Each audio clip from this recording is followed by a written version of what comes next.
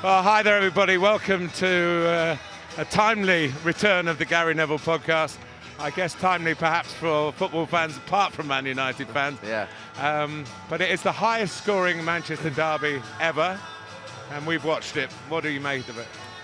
I think you just, to start with, have to give credit to City for their football, their outstanding players, their outstanding manager, and the striker that, to be fair, sometimes you see everything right. The physical attributes, the technical attributes, the attitude, and then you get genuine world class. Manchester United had a player on the bench, Cristiano Ronaldo, that's been world class for 10, 15 years.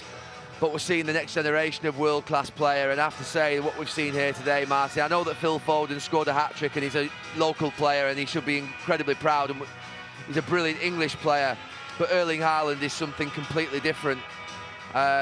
We are in the presence of something really special. I think we know that. The numbers that he's hitting at the start of this season, the performances, the way in which he makes very difficult things look very easy, and he's unplayable. So that's the takeaway from today on the initial thought is that, well done Manchester City, but I have to say, as a football person, when you're watching something like that out there, De Bruyne, David Silva, we've seen some great Manchester City players, Aguero, all these great players, but this has the ability to be something that just peaks everything.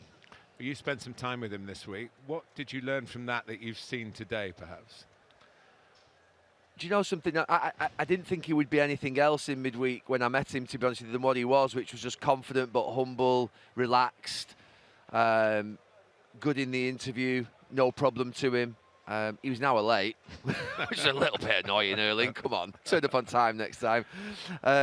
But no, I enjoyed speaking to him for half an hour. And like I say, I think no matter who you support, like I'm a United fan, I'm disappointed with what I've seen today. And we'll come on to that in a bit. But you sometimes see a player that just stands out above anything else. And I have to say that we've seen that today. He took this game by the scruff of the neck. City were playing well. They were dominant. And we've seen City dominant for 5, 6, 7 years, 10 years, whatever it's been that they've been winning leagues. But then you combine that explosion with the domination that City have and that possession that they have, and it's something like that's different. It's different. Well, it was 1-0, and United were just gently getting back into it a bit. 1-0, of course, they've all got every chance of getting back in. And then 2 Haaland goals in 4 minutes, and he's just dragged it away from them. That's what he has the ability to do, take the game away on his own. And the great players do. They have that ability just to be able to maybe pull a game back that you think you're never going to get back into, to a game that's 1-0 and all of a sudden it's 4-0 and it's just them that's had that 5-10 minute period. I mean, I actually went down and asked how many touches that he's had, and it came back to me that he'd had the lowest number of touches on the City team, which wasn't a surprise to me because he'd hardly been in the game, and that's become the norm now. But the one thing that I spoke to him about the other day when I saw him, I said, for a young player, you have great patience. Martin, we've seen young players over the years, and ordinarily they're eager to get involved in the game if they're not in the game. And that can be a goalkeeper at one end of the pitch, it can be a striker at the other. But he plays like a 26, 27-year-old striker, one that waits and knows that if he hangs in those right spaces, that if he gets the timing right of his runs, that everything's going to come to him. So you never see him make runs. I asked him about the fact that you don't get bored sometimes when your team are keeping 70% possession and they're not passing it to you. He said, sometimes, yeah, I do a little bit. I'm just stood up there. But then he knows that De Bruyne pass is coming, or that corner and that set piece, that delivery is going to come at some point in the game. And that's the great thing, consistency, patience, composure. I don't know what to say. There are no words really to describe him. This Manchester City team, with him in it, they were already a brilliant team. But with him in it, they're so much more dangerous, but so much more exciting as well, I feel, because they can score different types of goals. And involved in Foden's second and third goal, particularly the second one with the pass across just before half-time to make it 4-0. I used to watch goals like that. The team that I played for, Manchester United, Rooney, Tevez, Ronaldo, Ji-sung Park, your counter-attack goals that you just thought, oh my God, what have I just seen? I'd sometimes be looking up the pitch at them and thinking, how have they just done that? You can't mark that. That goal just before half-time that Foden scored, the De Bruyne pass into Haaland, the Haaland sort of fierce pass come across, right across that Manchester United goal, and the arrival of the sprinting player just putting it into the back of the net. I have to say it was an unbelievable goal, one that sobers you up and makes you realise that you're in the presence of a fantastic football team. The Ireland goal in the second half, even just the way he finishes it, it's emphatic. There's nothing else to say about it. And look, we all know about this Manchester City team last season and what it was missing. And I think there was, I don't know if it was Carragher actually yesterday mentioned on Twitter, if Jesus was playing for Manchester City like it is for Arsenal last season, would City have signed Haaland? You know, Gabriel Jesus has been brilliant and I actually love him to pieces. I loved him when he was here and I love him at Arsenal. But this is a different stratosphere of player, and that's not a criticism of Gabriel Jesus. This is a Zidane, the Brazilian Ronaldo, the Portuguese Ronaldo, those types of players that I used to play against sometimes during my career where you think they're on another level. That's what we're seeing here, something that's just right up there. Well, let's move to Manchester United. Before the game, I think Erik ten Hag probably received a few compliments when the team was announced. He stuck with his men from the 4 straight wins, but of course 4 weeks ago, and the big clamour here in Manchester was for Casemiro to come in and stiffen the resolve. Now that the resolve wasn't stiffened, are we being wise after the event? No, look, I don't think that if you're coming off this game and you're analysing Manchester United's performance, you should be saying, why wasn't Casemiro starting alongside McTominay? That's a really big mistake from Erik ten Hag. I don't feel that at all sat here. I feel like the players that he put out on that pitch have been confident together. I know there's been the disruption of the international break and the Queen passing, which, you know, isn't helpful when the team are on a good run, but then all the teams have had to cope with that. It was the unforced errors, the anxiety on the ball, the lack of composure, and I'm not talking about sort of some of the players at the back in defensive positions who were being pressed. I'm talking about the midfield players and the forwards, Rashford, Eriksen, Fernandes, McTominay, man, they could name more. They were all giving it away in that first half unnecessarily.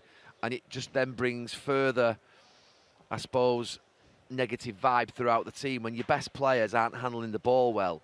And they should have been better, a lot better. They were forcing it far too early. It's almost like they got into their heads, when we get it, we've got to counter-attack. We've got to put the ball in behind City. But to do that, you've got to play those 2 or 3 passes in midfield and through midfield to set it up. You can't just think you're going to get the ball, play one pass, and then turn and just knock it over the top. And centre-backs, even if they're not City's best centre-backs, are not going to read that.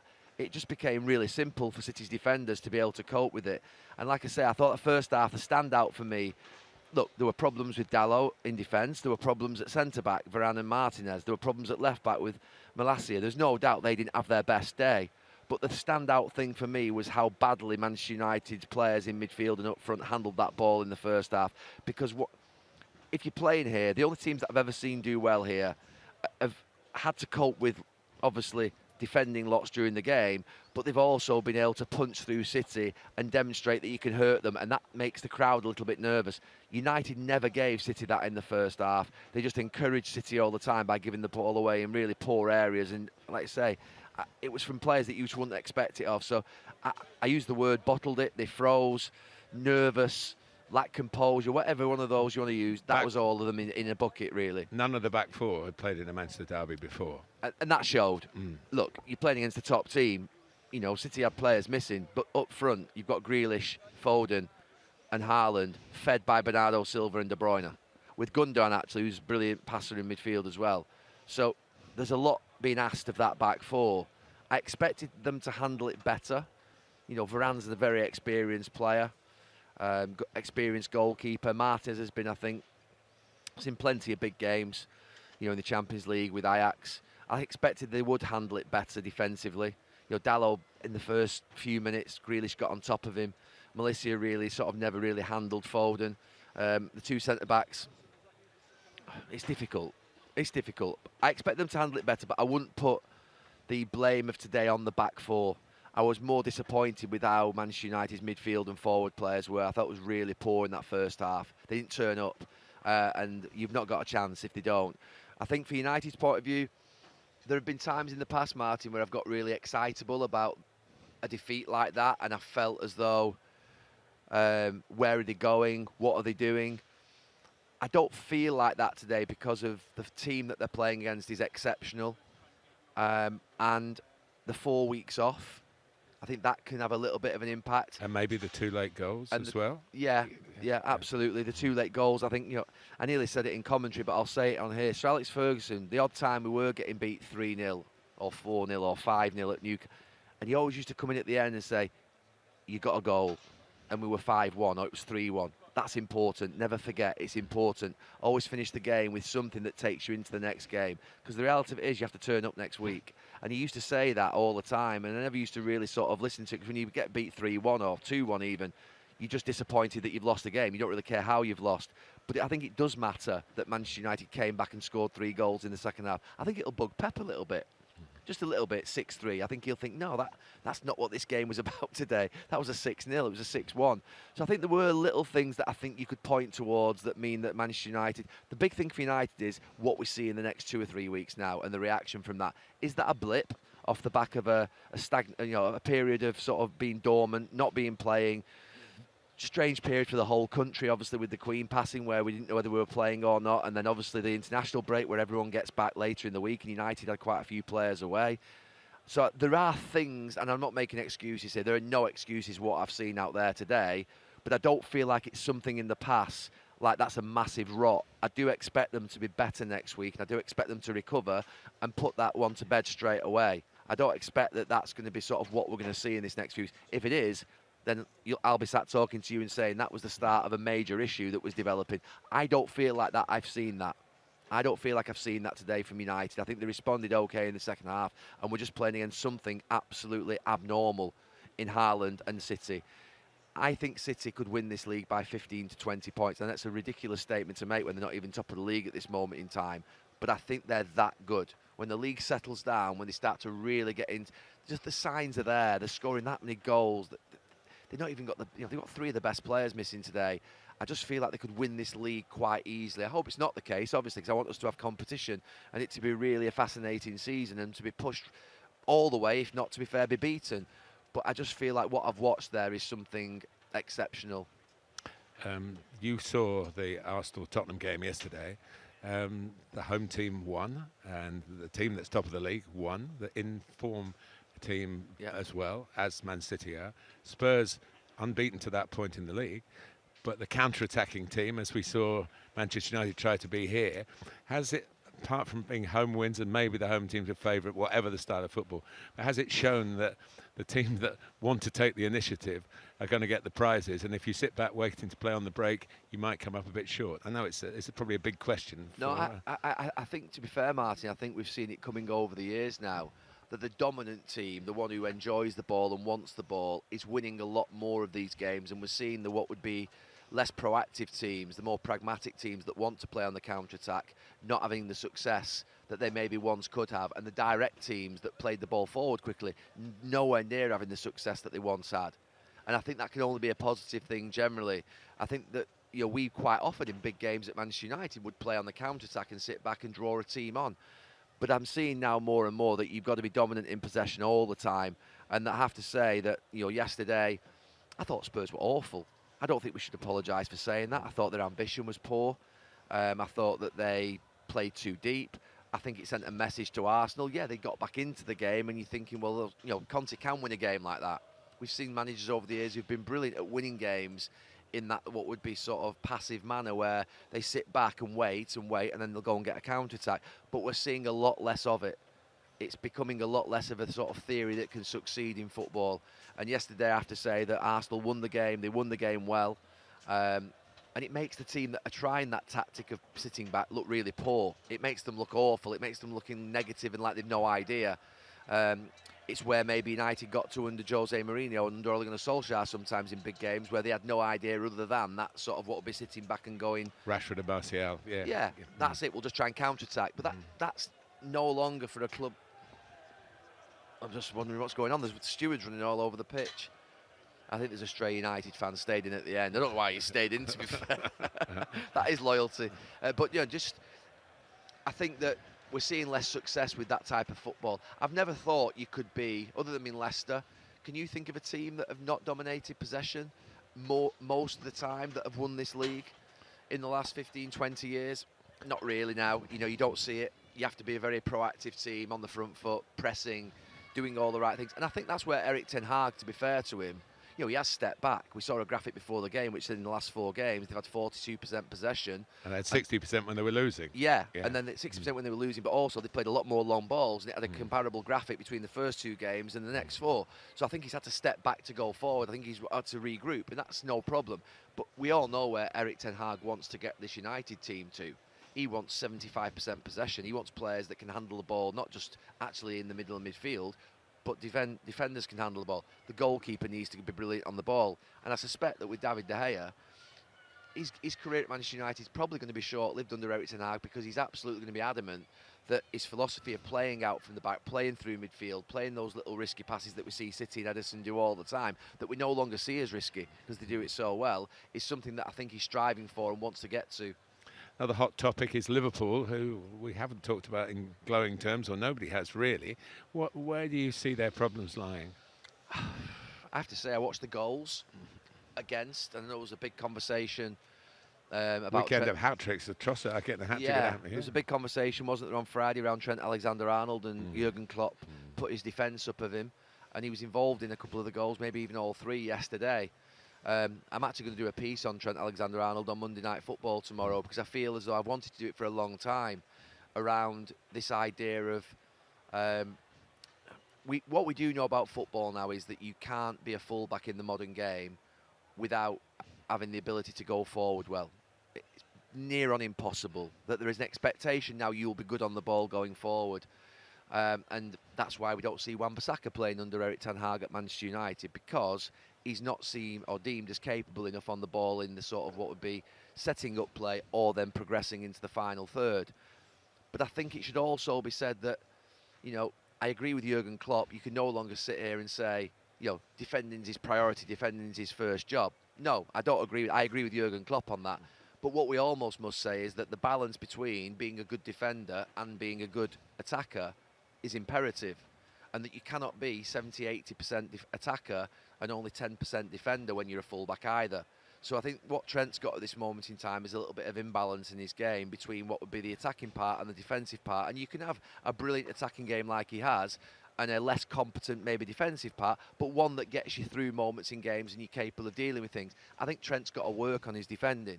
I think there are things that I see in his game, and I said it 2 or 3 years ago, I thought that his lack of seriousness in his defending and his lack of alertness would at some point in his career hold him back. Because if Liverpool aren't in as good a period as they have been for 4 or 5 years, which is what's happening at the moment, or he plays for a less superior team in possession, like England, then there is going to be a greater expectation that he's going to be basically in a defensive position for the majority of the game or for more of the game. And that's what we're seeing at the moment. And it's causing him some pain. But he's only young. But it's an important juncture, I think, in his career. A very important juncture in his career where it's not a time to wade into him. It's not a time to sort of give up on him. It's a time to get right behind him, because he's one of the most exceptional talents that you'll ever see as a fullback on the ball.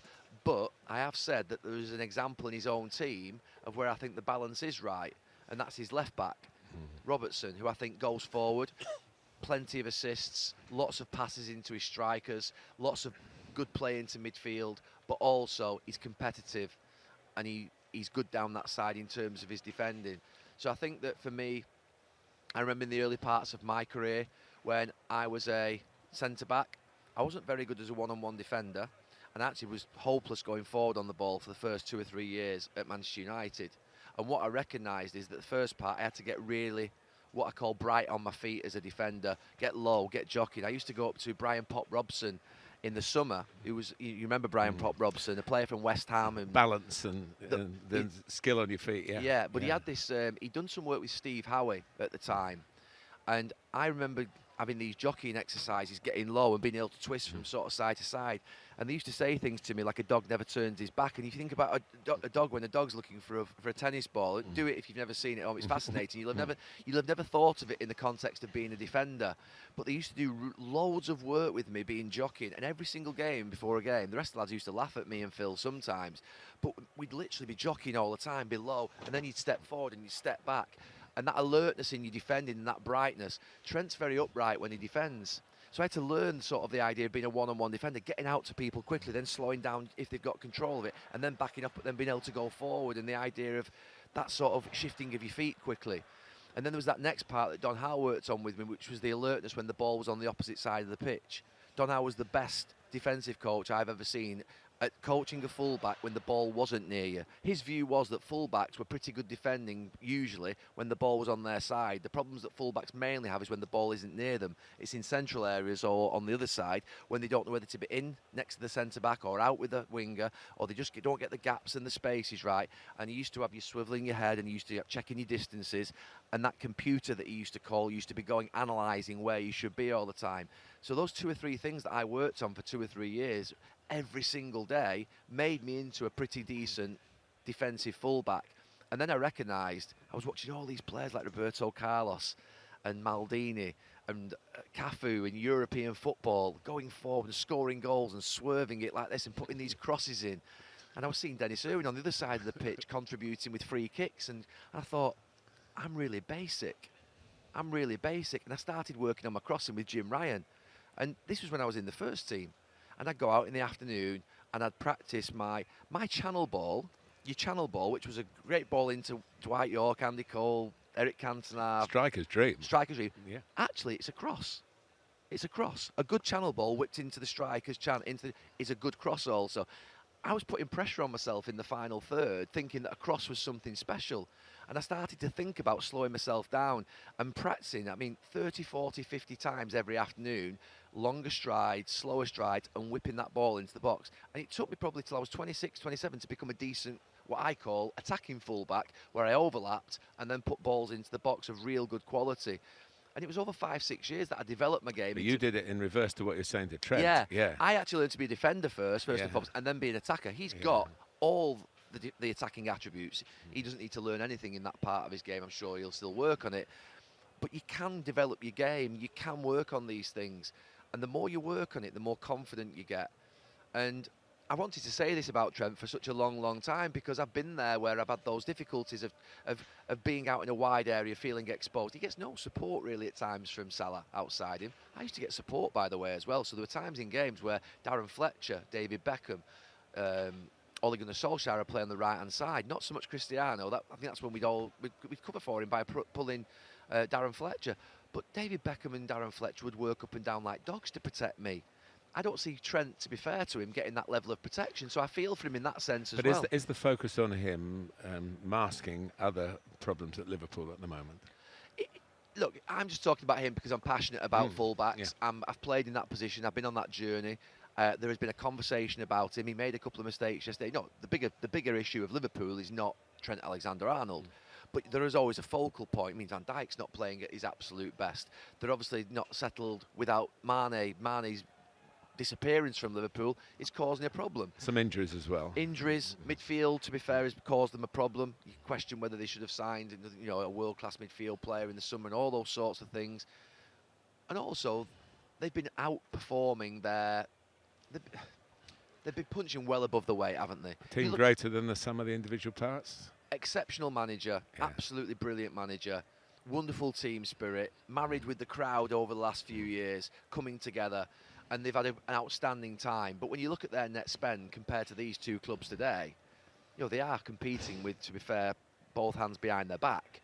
So actually, when Liverpool, I've always said this, when Liverpool start to perform at their level, where the money sort of, how they've recruited, how Jurgen Klopp's coached the team, how the players have performed, when they start to compete at the level where the investment takes them, that's when I think there'll be an issue with probably FSG, and the Liverpool fans will start thinking, hang on a minute, we need to be spending at the same level as the other clubs like Chelsea have done this summer. But I don't panic too much about Liverpool in the sense of, I won't panic about Liverpool anyway. But if I was Liverpool, I won't be panicking too much. They have still got, I think, the best performing manager in this league in the last 4 or 5 years with what he's done, with the sort of the spend that he's had. But you're right, at the moment, it's not right. We're not seeing that ferocious press. And he knows it's not right, is he? We all know it's not right. So, but they've built up too much credit, in my view, to what would be stick the knife in at this point, just too early into a sort of a start to a difficult season. Yeah, Liverpool fans will be worried. Jurgen Klopp will be worried. I'll listen to Jamie Carragher talk tomorrow night. He's far closer to the detail of sort of watching Liverpool. And there'll be some disappointment, I think, in terms of where they're at now. And they'll realise they're miles off this level today. and you think to yourselves, well, are they going to compete this year for the title? Probably not. You never know, because to be fair, Jurgen Klopp can do the exceptional, and he has, to be fair, over the last few years surprised us incredibly. I mean, how they stayed on the City's coattails last season. It feels like 3 years ago last season, doesn't it? Was it last season when they stayed on the coattails?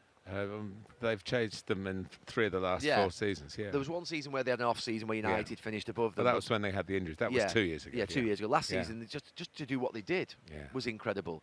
So look, I think Liverpool, no doubt, not at the best. But we had the finish here. Liverpool nearly pipped City on the last day, didn't they? Jose, it feels like about 14 years ago. Do you know? This last 4 weeks feels about 3 years ago. It was last season, obviously, where they just, they pushed them right to the end, and they had no right to, really. They had no right to, in my mind. But they've got to regroup. Núñez has got to settle in. Diaz, Núñez, Jota, Salah. They've got exceptional players up there. But they've got to get back to that level and standard that they've set. And that's not always easy, because they've been, like I say, I'll use it again, they've been out-punching opponents that they shouldn't have been really for many years now.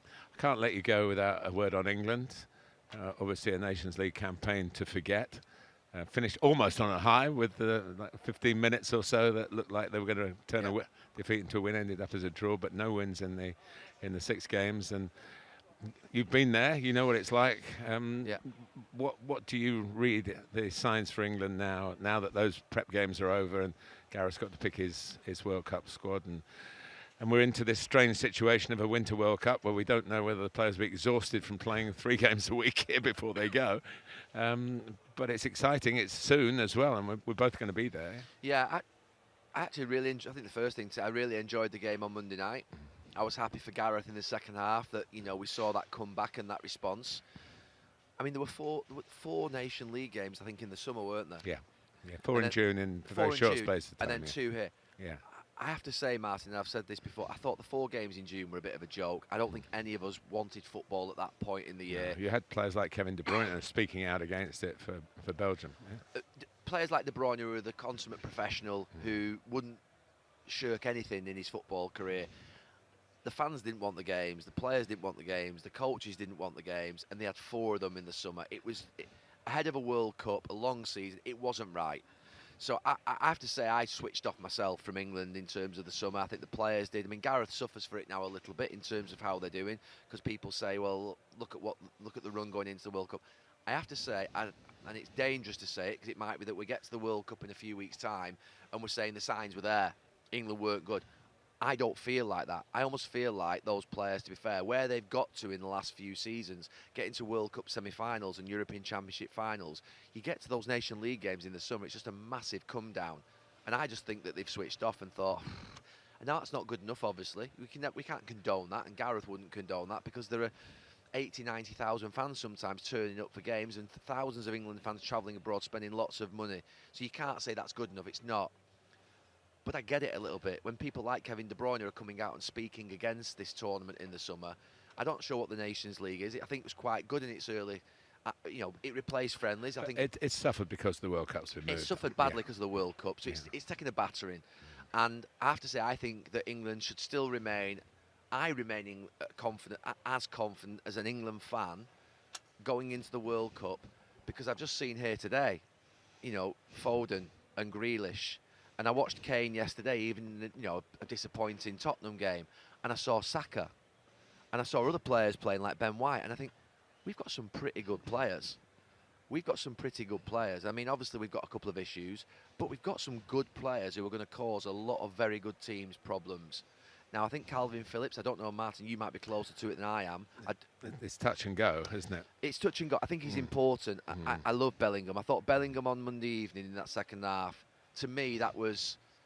I used to watch Brian Robson play for England, where he used to drag the team forward and sort of when they were in difficult situations. And I thought Bellingham the other night dragged that team forward. Thought he was absolutely outstanding from a young player. And then I know he captained Dortmund yesterday. So mature, so brilliant. There'll be an avalanche of inquiries for him from the Premier League, I'm sure, very soon, if not already. So I think that Rice, Bellingham looked okay, but I think it could just leave England a little open. I do want to see Bellingham in the team somewhere, so I'm not quite sure how that's going to work. But I thought we saw the quality of Mount when he came on the other night. You see that sort of the players that we have, I'm still encouraged. I don't know about you, but I mean, you go and watch England a lot more than I do nowadays. But I have to say, I'm encouraged by England. I'm encouraged by Gareth. I'm encouraged that they've got it right in the last 2 tournaments and know how to get it right. And I don't see what I'm seeing in these last 6 Nation League games as being their. I don't see it as being their sort of their. What they are. It's not them. No, it's not their portfolio. No, it's not it? what they are. That's No. that's not their CV. Their CV's better than that. And I think they'll switch it on. And I think they'll get to the tournament. I think they'll realise, right, here we are, World Cup. And they'll be in full working order because we go from one weekend Yeah. to playing the next weekend in the World Cup. I think I don't know if you're on the Fulham Manchester United. I asked actually last week there's a Fulham Manchester United game, which I think is the very last game on the Sunday afternoon on the is it 13th of November? I think it's the 13th of November or 12th of November, and then we go. I mean, we're literally there. The game's the week after, so there is absolutely no time. The players are going to be going in, well, fit and ready, you think, if they're playing in the Premier League. And we've complained for years for England about summer tournaments and being knackered at the end of a season, a long season, and the Premier League is sort of a league that suffers more than most. We've got no excuses. Qatar, it's going to be 20 odd degrees, it's not going to be too hot. We've got no time difference, couple of no hours. time difference, couple of hours time difference. Yeah. Stadiums, I've been over there, they're absolutely exceptional. I understand the controversy around building them, and we all abhor that, and we have to deal with that in a separate conversation. However, England's players going into that World Cup, I think, should be hitting peak. Because I remember when I was playing, I used to think actually getting into sort of October, November, December, that's when I really felt like, go on, I'm going to go through that English winter. That's where I'm going to go. It's where I really feel like I'm flying. You get to May, June, the year after, you're feeling you're flagging a little bit. So I have to say that I still remain really optimistic about England. I know there's a lot of pessimism. I thought it was far too much. I mean, I'm all for pessimism at the right time. I just thought it was too much criticism of Gareth, too much criticism of the team. And I didn't feel the sort of depression and deflation that others have felt. I don't know why. Do you? Am I missing something? No, it's results orientated, isn't it? I'm afraid that's the way the game is judged, really. And we have to live in that world. But I think Gareth Southgate's done a fantastic job, and I'm sure he's got another tournament in him. And hopefully, if it goes well, many more to come. Yeah, I think so. I mean, I don't see an outstanding candidate just to take over at this moment in time. Well, the ones that Graham Potter's just and Eddie Howe's just gone into a job, so they're not available. I'm sure they'd be, they want to get their jobs right that they've just taken on. So, but a nice optimistic note to end. Very optimistic about England. Very nice to get the podcast England up and running again. Yeah, because to be fair, that's not been the most pleasant of days. I've just realised I've got to walk back through Manchester. The highest scoring Manchester derby in history. And that's where we started and that's where we're finished. Thanks, Gary. Thank you, Martin.